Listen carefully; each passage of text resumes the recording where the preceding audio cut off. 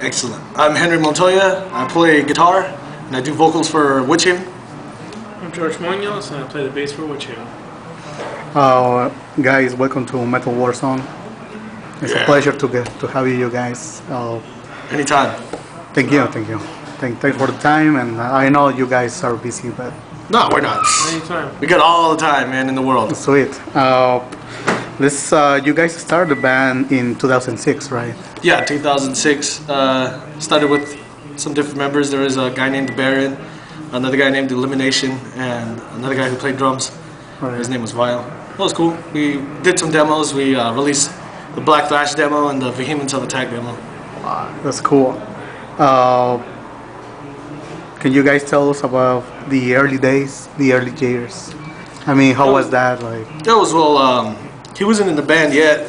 So far, it was me, those guys, like I said, and we just played a few local shows. We're just getting around, played some backyards, and then eventually the rest of the band left, or actually, there was a little dispute, and so I started the band all over again. Got some new members, and then that's when a guy named Jerry, who used to be in the band, he's on the album, and a drummer named Ronnie, and bassist named David from a band called Combat. We joined the band. We released Faces of Death. It was an EP. And we just played more backyards. We did more shows, and we're just trying to get up there, trying to do our thing. Yeah, sounds good, man. The name of the band, it has a meaning or? No real meaning, actually. You know what? The only meaning it has was when I first started the band, we wanted to be a Venom tribute band, and we wanted to only play Venom songs, Venom Bathory songs. So we wanted to call ourselves Witching Hour. But then we found out another band had the name Witching Hour, so we decided, let's name ourselves something that sounds kind of like Witching Hour. And I remember when I was a kid, back in 1995, I used to play this game called WITCHAVEN. So I was like, fuck it, let's go with WITCHAVEN. Oh, fuck, that's cool, man. So you guys got the name? Yeah. Sweet. You tell me now the faces of the demo.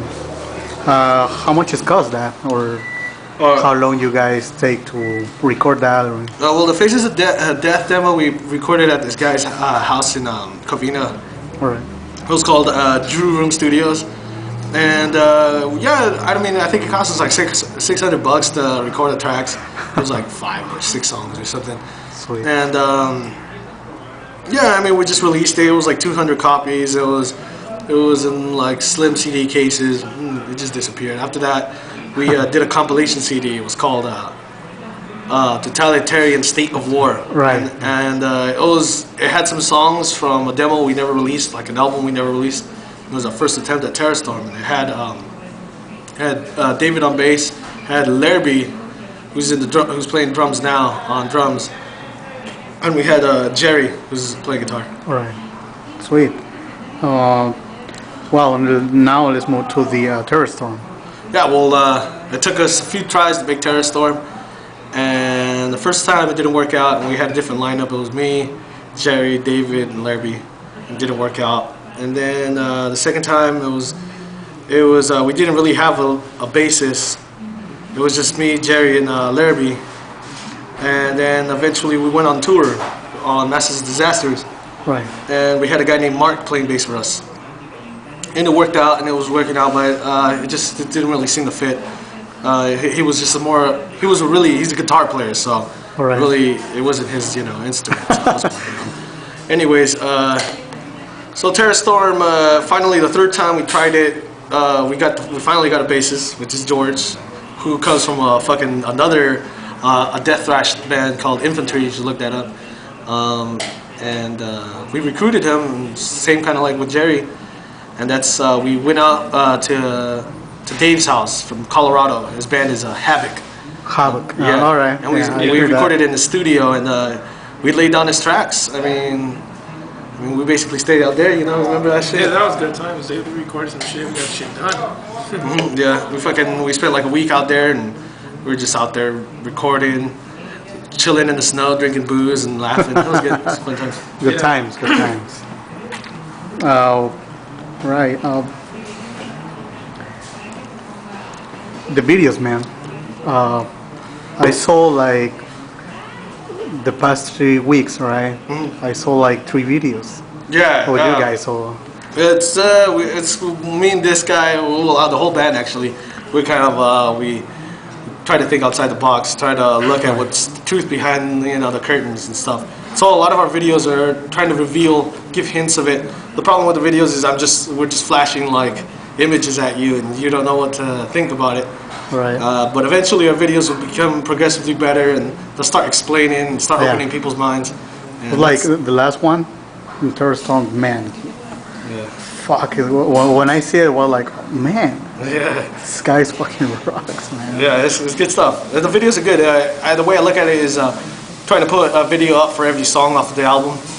I just say, you know what, have something to visualize with the songs, Right. So it's the music's free. You're gonna download it anyways, so go ahead and watch it on YouTube for free. I will. You know what I mean? I just- think the video ADD really reflects of how we think of society right now. Right. And that's a perfect example right there on how we view it, our thoughts on society. right. Simple as that. And that's pretty much where everything comes from. All of You know what? That's pretty cool because when you saw the videos, you really got into that. You know, like reflects what you meaning in the song. Yeah. The lyrics, man, that's killer. You know? And I think the thing about the videos is it's also a good example of how we try to separate ourselves from a lot of bands. It's like it seems like back in the 80s and the 90s, they had problems, and bands and like thrash bands and punk bands used to speak out a lot about it.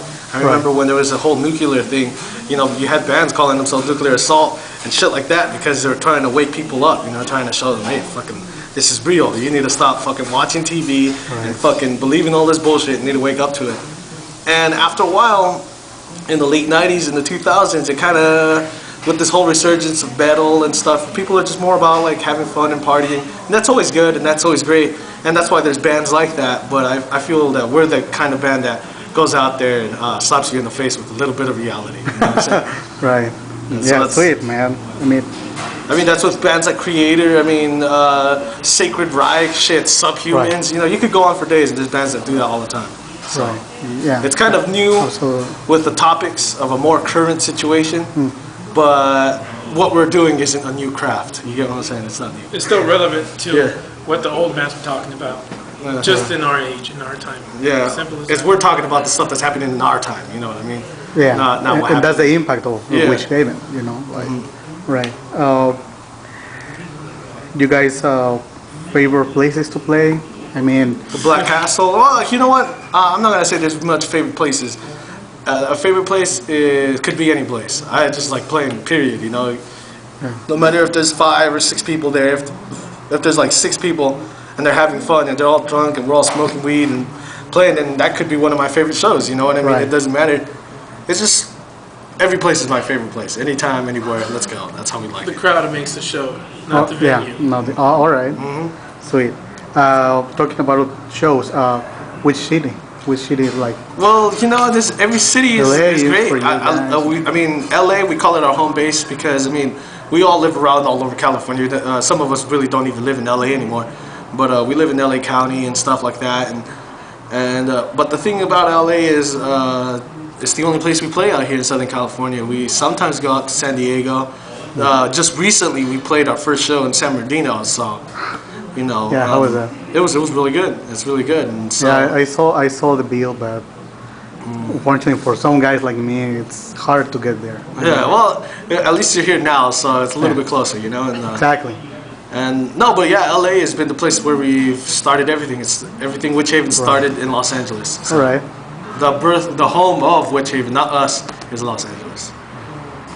Where do you guys think that you guys got the most WITCHAVEN loyal fans?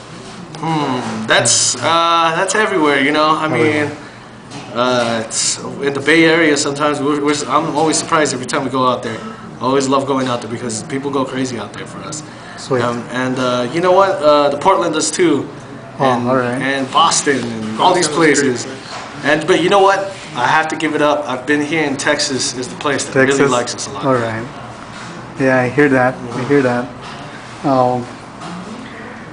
Favorite bands? Favorite bands. I mean, bands that inspire you as musician, a fan. Well, you already know the bands. I mean, I could tell you Morbid Angel and all that, but you already know all that stuff. So at the moment, I'm just gonna let you know the bands I'm liking right now. And for the moment, right now, I couldn't stop listening to bands like Power from Hell from Brazil. There's this all one-man band, or should I say a one-woman band, All right. called Demona from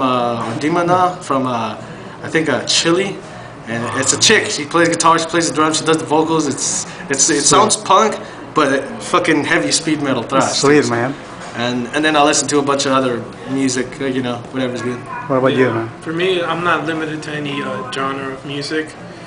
Pretty much anything that catches my attention and that is good in my eyes, I listen to. That's the way I work. That's the way it's been for me since I started playing music. Yeah. Sweet. Yeah. Oh, do you guys got the new tour with Nocturnal? Can you Yes, guys the tour with Nocturnal. Starts in May 13th.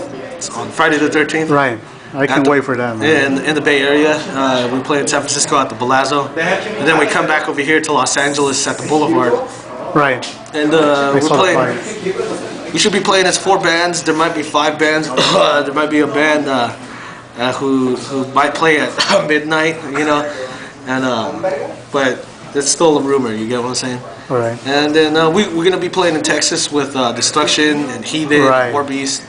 And then after that, we go out to the East Coast. We're gonna be doing a show in Richmond with Battlemaster and Into Arma. And then finally, we're gonna finish off the tour with Nocturnal at Maryland Death Fest. Can't wait for that, man. Really excited to see those. But it's like a cold headliner, or I don't know. You guys going to switch, or how is going to be that tour? I mean. Well, after the tour is done, we're just probably we're gonna tour on our own, Right. tour our way back home. It's gonna be mostly house shows, warehouses, stuff like that. Punk show. It's gonna be more of a punk tour the way back home. Oh, all right. Because on the tour out, it's gonna be more venues, more legitimate shows. On the way back home, it's just gonna be parties and houses and shit. Sweet, man. Perfect. There's a plans for a new album or DVD. We can expect that. I mean, we already got songs kind of working on it. We're just exchanging ideas right now.